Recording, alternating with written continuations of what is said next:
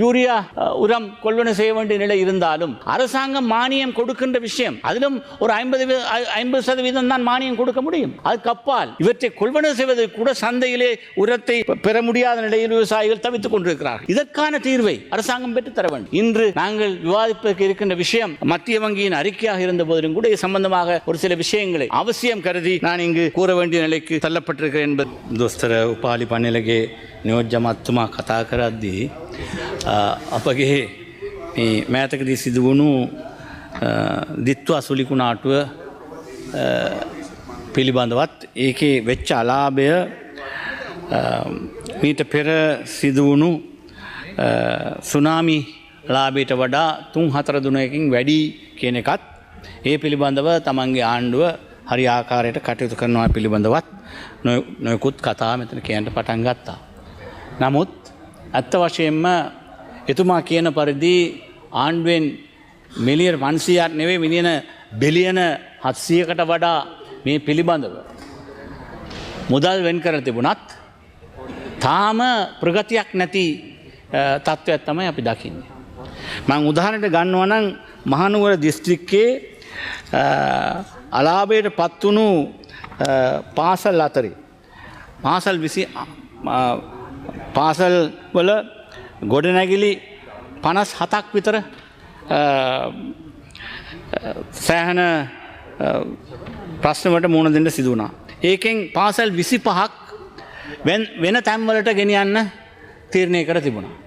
නමුත් ඒ 25න් එකක්වත් තාම තීරණයක් කරන්න එතනම පාසල් පවත්වගෙන යනවා. මෑතකදී සිදු වෙච්ච වර්ෂාපතනයෙන් ඒ ළමයින්ට ඉගෙනීම් කටයුතු ගෙනියන්නටත් ඉතාම අතීත තත්ත්වයක් සිදු වෙලා තිබෙනවා.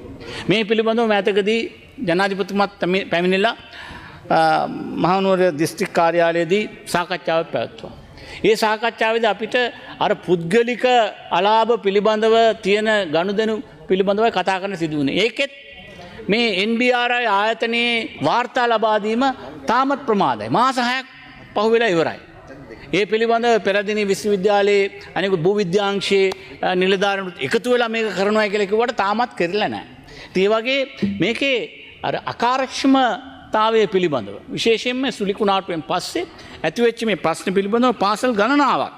දැනට මම උදාහරණයක් කියනවා නම් පරගල සිංහල විද්‍යාල ගම්පල කලාපය, අල් හික්මා විද්‍යාලය ආණ්ඩිය කඩවත්ත, බරණගල දෙමළ විද්‍යාලය ගම්පල කලාපය, ඒ වගේම කලෙමහල් දෙමළ විද්‍යාලය තෙල්දිනේ කලාපය, නාමහල් දෙමළ විද්‍යාලය තෙල්දිනේ කලාපය, අල්ලක්ෂා විද්‍යාලය දෙනුවර කලාපය මේ පාසල් ඒ පවත්වන තැන් වලින් වෙන තැනකට ගෙනියන්න ඕනේ කියලා තීරණය කරත් කරගන්න බැරි තත්ත්වයක් උදා වෙලා තියෙනවා. තාමත් ගොඩ නැගිල්ලක්වත් හදන්න බැරි තත්ත්වයක් උදා වෙලා තියෙනවා. මාස 6ක් ගිහිල්ලා ඉවරයි. ඒකයි අපි කියන්නේ මේ අකාර්යක්ෂමතාවය කියලා මේ ආණ්ඩුවේ. ඉතින් ඒ පිළ මෙච්චර අපි මුදල් වෙන් කරලා තිබුණත් විශාල ලෙස පරිත්‍යාග ලැබුණත් මේවා මේ කාර්යයට පාවිච්චි නොකරන තත්ත්වයක් තියෙන එක බව අපි විවේචනය කළ යුතුව තිබෙනවා. ඉතින් அதே மாதிரி இன்னொரு விஷயத்தை நான் எங்களுடைய பிரதேச சபாநாயகரிடத்தில் சொல்ல வேண்டும். இன்று நெல் உற்பத்தியாளர்கள் சம்பந்தமாக, குறிப்பாக விவசாயம் சம்பந்தமாக இங்கு கிங்ஸ் நெல்சன் புறநகர் மாவட்டத்து பிரச்சனையை எடுத்து சொன்னார். இதே பிரச்சனை அம்பாறை மாவட்டத்திலும் இருக்கிறது. அம்பாறை மாவட்டத்திலே சென்ற போகத்தில் விளைந்த நெல்லை கூட இன்னும் விற்க முடியாமல் வீடுகளிலே அவற்றை அடுக்கி வைத்திருக்கிற நிலைமை தான் ஏற்பட்டிருக்கிறது. ஒரு 80 ரூபாய்க்கு கூட தங்களுடைய நெல்லை ஒரு கிலோ விற்க முடியாத நிலைமை இன்று அம்பாறை மாவட்டத்தில் இருந்து கொண்டிருக்கிறது. அடுத்த போகம் ஆரம்பித்து விட்டது. எனவே 2 போகங்களுக்குரிய நெல்லை விற்பனை செய்கின்ற பாரிய பிரச்சனை, உரிய கொள்முதல் விலையை அடைய முடியாமல் விலை கூடும் என்ற எதிர்பார்ப்பில் இன்னும் விவசாயிகள் தவித்துக் கொண்டிருக்கிறார்கள்.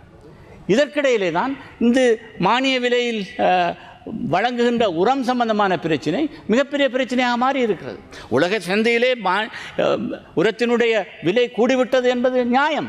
ஆனால் அதை பெற்றுக் கொடுக்க வேண்டிய கடமை அரசாங்கத்துக்கு இருக்கிறது. அதை இன்னும் சரிவர செய்யாமல் இந்த சாதாரண சந்தையிலே 18,000 20,000 வரை இந்த யூரியா உரம் கொள்வன செய்ய வேண்டிய நிலை இருந்தாலும் அரசாங்கம் மானியம் கொடுக்கின்ற விஷயம், அதிலும் ஒரு 50% தான் மானியம் கொடுக்க முடியும். அதுக்கு அப்பால் இவற்றை கொள்வன செய்வதற்கு கூட சந்தையிலே உரத்தை பெற முடியாத நிலையில் விவசாயிகள் தவித்துக் கொண்டிருக்கிறார்கள். இதற்கான தீர்வை அரசாங்கம் பெற்று தர வேண்டும். இன்று நாங்கள் விவாதிப்பதற்கு இருக்கின்ற விஷயம் மத்திய வங்கியின் அறிக்கையாக இருந்த போதிலும் கூட இது சம்பந்தமாக ஒரு சில விஷயங்களை அவசியம் கருதி நான் இங்கு கூற வேண்டிய நிலைக்கு தள்ளப்பட்டிருக்கிறேன் என்பதை நான் சொல்லிக்கொள்ள விரும்புகிறேன். Honorable Deputy Speaker, you also dealt with in your speech, after a long time we heard you speak, Mr. Deputy Speaker. Once in a way, presiding officers must take their chance and also share your ideas with us. It's very good. But now the talking point today is the inordinate rise in the depreciation of the rupee against the dollar. Yesterday's paper also had a headline which I referred to, and there was a big commotion in the House. The leader of the House didn't want me, because when I was reading as a temporary chair of the Committee on Public Finance, I pointed out the issue relating to the central bank's difficulty in managing this fluctuation. Now, yesterday's headline is repeated again today. Rupee depreciation's double edge. And then there is a special article by Dr. Kenneth De Silva of the Global Business Cycle Economist. There he very clearly says one thing which I think is very useful for us to record it here. The need to have a careful way forward. He says the central bank faces a delicate balancing act. Defending the anchor requires reserves, but those are low, and IMF targets prevent aggressive selling. IMF's conditions require that you cannot intervene in the foreign exchange market. For the first time we saw central bank purchasing about $10 to $12 million worth of dollar reserves from the market. That was after a very long time.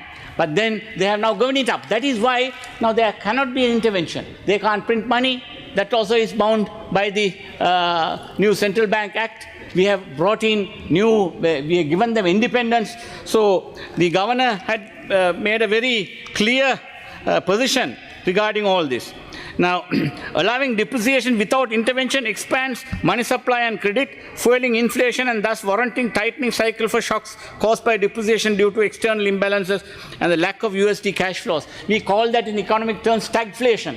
It will bring down the, though when we try to control inflation, invariably tightening of monetary policies will result in growth being Honorable Raufakim, your time is up. Yeah, because of this retardation of the growth, the government needs to take some immediate measures. And what happened in fuel imports? Within the first 3-4 months alone, $1.2 billion have been spent. That is almost 2/3 the cost of fuel imports for the entire year last year. So that is the extent to which this issue has impacted us. Therefore, some serious note has been taken. India has taken some preventive measures. Indian Prime Minister has announced work from home program for people to conserve fuel. But we had to take some drastic measures in order to meet these exigencies, Mr. Deputy Speaker. In the meantime, having increased the surcharge or duty on vehicle imports, just a day prior, some companies have been able to open LCs. How did that happen? There was a serious fraud. There is a serious corruption involved. Is the issue? How can somebody open LCs for almost 5,000 vehicles just a day prior to the increase in duties for vehicle imports? And this is another issue which we spoke about, the sugar imports and the way 25 rupees reduction 25 rupees was resulted in about 16 billion being earned by some businessmen. Similar corruption is happening even under this government. Therefore, that should be also looked into.